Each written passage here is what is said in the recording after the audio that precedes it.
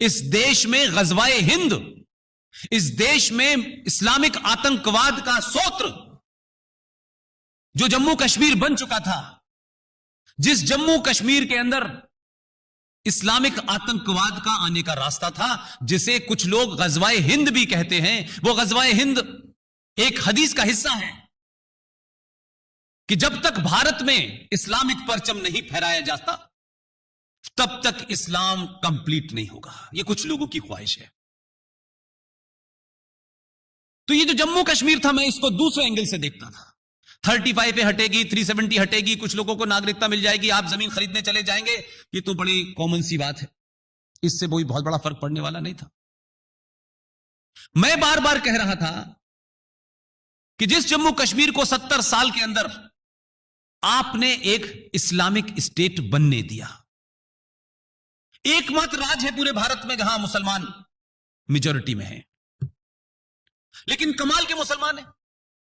जम्मू कश्मीर में इस्लामिक कानून चाहिए, निजाम मुस्तफा चाहिए, और उन्हीं लोगों को दिल्ली में आते हुए सेकुलरिज्म चाहिए, इसलिए कि दिल्ली में सेकुलरिज्म उनके इस्लामिक कानून को भरपूर तरीके से सपोर्ट करता है। उस आतंकवाद को जस्टिफाई करने के लिए सेकुलरिज्म का एक मुखौटा चाहिए। राज्यसभा में एक पार्टी के, विरोधी पार्टी के नेता, यह तथ्य इसलिए मैं आपके सामने बार बार रख रहा हूं कि हमारी चुप्पी ने उनको यह मौका दिया। इनको तो कुछ पता ही नहीं है, कोई फर्क ही नहीं पड़ता है। ये 90 करोड़ होंगे, उससे फर्क क्या पड़ने वाला है? आप 5000 करोड़ भी हो जाए तो क्या फर्क पड़ता है, अगर आप बोल ही नहीं सकते, अगर आप पढ़ना नहीं चाहते, अगर आप जानने नहीं चाहते। अपोजिशन पार्टी का एक लीडर राज्यसभा में लीडर है, जो शख्स दिल्ली में है, वही जम्मू कश्मीर का मुख्यमंत्री बनाया जाता है 2007 में।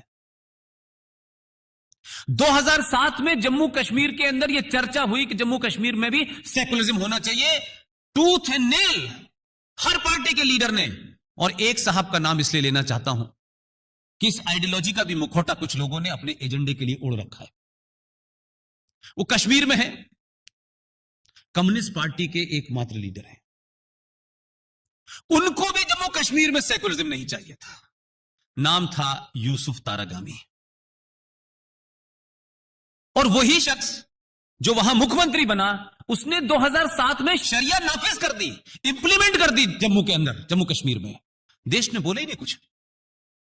और वो आदमी यहां दिल्ली के अंदर सेकुलरिज्म की दुहाई, देखिए मोदी आ गया है, सेकुलरिज्म खतरे में है, देखिए ऐसा हो गया है, सेकुलरिज्म खतरे में है। ये सेकुलरिज्म का एजेंडा ये था कि इस देश में इस्लामिक कानून को मान्यता दी जाए, उनके तमाम ऐसे कामों को ढक दिया जाए, उसका नाम सेकुलरिज्म था। लिहाजा जब जब भी राइट विंग्स, जब जब भी राष्ट्रवादी पार्टियां सत्ता के नजदीक जैसे जैसे पहुंचती थी, फौरन एक धड़ा तैयार होता था जो रेडीमेड था, जो पिछले 70 सालों से इंस्टीट्यूशंस के ऊपर बैठा हुआ था। वो एक ही बात, देखो गॉडसे के लोग आ गए, ये संविधान बदल देंगे। अभी सत्ता में आए नहीं बेचारे, जैसी नजदीक गॉडसे के लोग आ गए, आपको अपोलोजिस्टिक कर दिया पिछले 70 सालों में। और जो संविधान का प्रियम्बल है, जो बेसिक है, जिसके अंदर कॉमा फुल स्टॉप नहीं बदल सकते, आपने तो रात के अंधेरे में 1976 के अंदर शब्द सेकुलरिज्म डाल दिया। तब किसी ने नहीं पूछा कि इस सेकुलरिज्म के बारे में क्या बाबा साहब अंबेडकर, क्या अयंगर जी को नहीं पता था? यह अभी क्यों डाला गया? वो भी एक राजनीतिक हथकंडा था। लिहाजा राजनीति के अलग नियम हैं। समाज आदर्श हो सकता है, और जब समाज आदर्श होगा तब आप अपना नुमाइंदा भी आदर्शवादी चुनते हैं। लेकिन न तो समाज आदर्श है और न राजनीतिक व्यवस्था आदर्श है, तो यह आदर्शवाद का जो आपके अंदर कीड़ा है, थोड़ी देर के लिए बाहर निकालिए इसको। इसलिए कि आपको आदर्श स्थिति पसंद है, लेकिन आदर्श स्थिति थी 5000 साल पहले, आज नहीं है। यह देश आदर्श से नहीं चल रहा। या तो अनार्की है, या भीड़ तंत्र है, या किसी का डर है। आपको नहीं पता है आप अपने घर सुरक्षित पहुंचेंगे भी कि नहीं पहुंचेंगे, इस गली में क्या होगा, उस गली में क्या होगा, क्योंकि समाज आदर्श नहीं है। लेकिन हमारी समस्या यह है कि हम अपने राजनीतिक नुमाइंदे से उम्मीद करते हैं कि वो 24 कैरेट का आदर्शवादी हो। तो संसद में जो लोगों को आप चुन के भेजते हैं, अगर वो आदर्शवादी होते तो या तो सब हो, ऐसा तो हो नहीं सकता कि एक पार्टी ने तो कहा है हम तो आदर्शवादी रहेंगे और बाकी सब खुला खेल करेंगे। तो एक पार्टी को भी ये गलतफहमी पैदा हो गई। बहुत समझाया कि भाई ये आदर्शवाद जो है वो अपनी जगह है, जो खेल के रूल हैं उसी खेल से आप जीतेंगे, और जब जीतेंगे तब आप तय करेंगे कि हम सत्ता में क्या बदलाव लाना चाहते हैं। आप जीत ही नहीं रहे, आप आदर्शवाद में बात कर रहे हैं, तो आप बदलाव नहीं कर सकते। मैं उस वक्त भी अपने दोस्तों से कहता था कि मुझे आज तक ये बात समझ में नहीं आई है कि आप क्रिकेट के मैदान में उतर रहे हैं और क्रिकेट खेलना चाहते हैं, लेकिन कहते हैं हम नियम इसमें फुटबॉल के लागू करेंगे। ये नहीं हो सकता। तो एक पार्टी जिसमें बड़े आदर्शवादी लोग थे, उनके आदर्श की चरम सीमा यह हो गई कि वो पार्लियामेंट में एक फूल दो माली रह गए। आदर्श के चलते हमने अपनी सारी चीजों में इतना बड़ा आदर्श खड़ा कर दिया है। हमारी विदेश नीति क्या है कि हम पूरे विश्व को अपना घर समझते हैं और हमारा घर है नहीं। पूरा विश्व हमारा घर है, हम सबके कल्याण की तमन्ना करते हैं, अपने बेटे का कल्याण नहीं कर पा रहे हैं। यह हाइपोथेटिकल सिचुएशन जो है, मैंने कहा कि चीजें सुनने में अच्छी लगती हैं। आपका घर मजबूत होगा तो आपका मोहल्ला मजबूत होगा, फिर आपकी कॉलोनी मजबूत होगी, शहर मजबूत होगा, राज्य मजबूत होगा, तब देश मजबूत होगा। तब विश्व की बात कीजिए। सिर्फ विश्व की बात कह देने से तो हमने अपने आदर्श भी अलग अलग बना रखे थे। हमारा एक और नियम बना हुआ था कि हम पहले किसी पे हमला नहीं करेंगे। शेर आ जाएगा तो उससे कहेंगे कि ये लाइसेंस है हमारे पास, बंदूक कर रखी है, तो वो चला जाएगा। हम अजीब किस्म के आदर्श बनाए हमने, और हमें अपने ऊपर इतना सेल्फ कॉन्फिडेंस है या इतना हाई कॉन्फिडेंस है कि जब कोई हम पे हमला करेगा तो हमें पूरी उम्मीद है कि हम मरेंगे नहीं।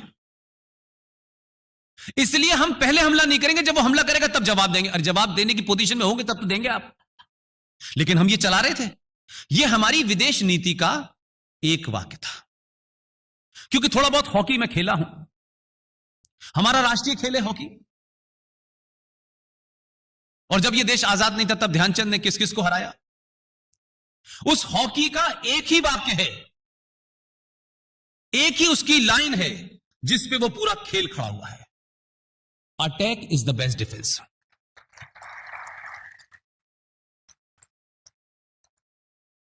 तो राष्ट्रीय खेल का तो नियम यह है, लेकिन राष्ट्रीय राजनीति का नियम कुछ और है। अभी क्या हो रहा है कि हमको ये बातें सुनने की आदत पड़ चुकी थी, तो किसी ने आके कहा नहीं नहीं नहीं नहीं ऐसा नहीं, थोड़ा ऐसा है। तो बहुत दिन तक हमारी आदत हो जाती है ना कि हम उस नशे में रहना चाहते हैं जो नशा हम पिछले 70 साल में था। अच्छा था, बुरा था, बस यही अच्छा है, ठीक है यार, अब हम बदलना नहीं चाहते। अब आपको झटका लगा जोर से। तो एक घटना ने इस देश की साइकोलॉजी को बदल दिया।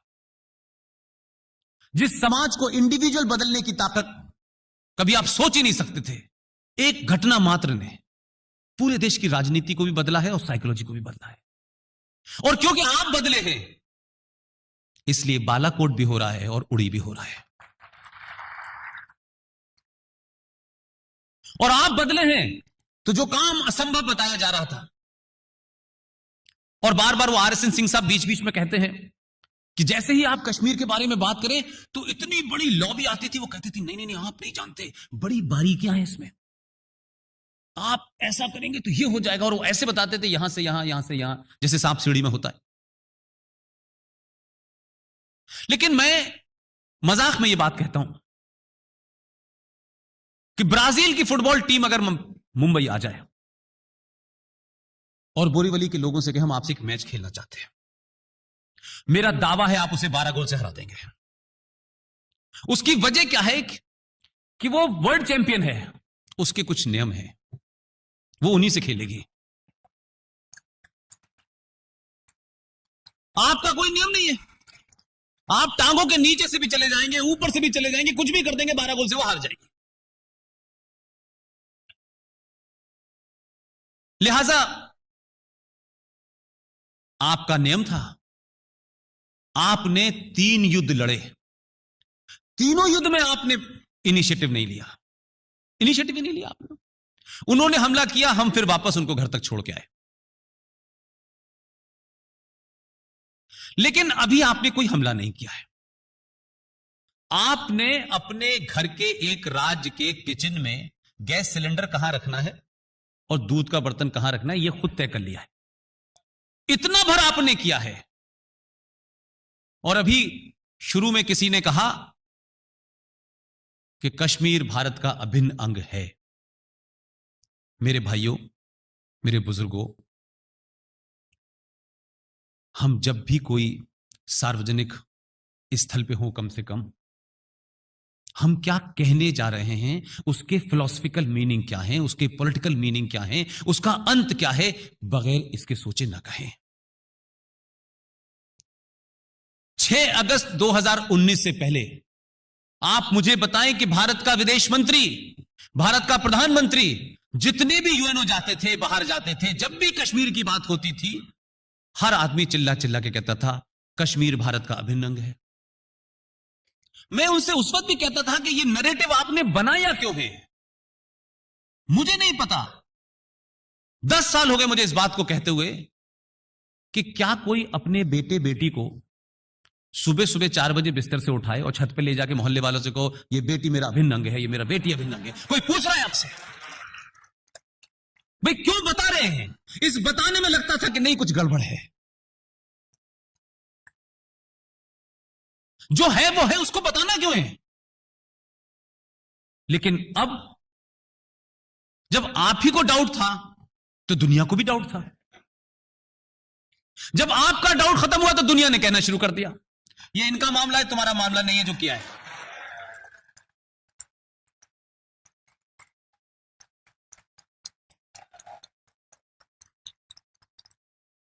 लिहाजा धारा 370 और 35 पे हट रही थी तो हमारे कुछ मित्र कहा करते थे कि पुष्पेंद्र इससे बड़ा फायदा क्या होने वाला है।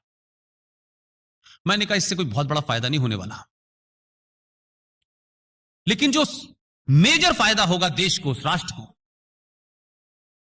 इससे एक फायदा यह होगा कि जिस दिन भी कश्मीर में इस पे कोई फैसला होगा, इस देश में कितने गद्दार हैं उनके चेहरों से मुखौटा हट जाएगा। पाकिस्तान क्या कहेगा, बांग्लादेश क्या कहेगा, सऊदी अरब क्या कहेगा, उनके बारे में सबको पता है, उसकी कोई चिंता नहीं थी। लेकिन मैं 6 अगस्त के बाद मेरी एक स्पीच थी फरीदाबाद में, कश्मीरी पंडितों ने मुझे बुलाया था। मैंने उनसे बहुत साफ साफ कहा कि देखिए, क्योंकि हम इस प्रोसेस में इन्वॉल्व थे, तो हमारी ख्वाहिश थी कि हम तो सिर्फ इस सरकार से एक कमरे की मांग कर रहे थे कश्मीर में, कि हमें एक कमरा भर चाहिए। लेकिन 6 अगस्त को उन्होंने कहा कमरा नहीं देंगे, पूरा मकान ही तुम्हारा है। और वो क्यों है, उसकी जेनेसिस पे जाइए। इसलिए मैंने कहा आपके घर में किन वीरों की तस्वीर लगी हुई है, उसका असर आपके बच्चों पे होता है। आज 2 अक्टूबर है। आज देश में जो मेरे दिल के सबसे नजदीक हैं, जो मेरे आइडियल हैं, जिनकी हाइट भी कम थी, उन्होंने बड़े बड़े की हाइट छोटी कर दी थी।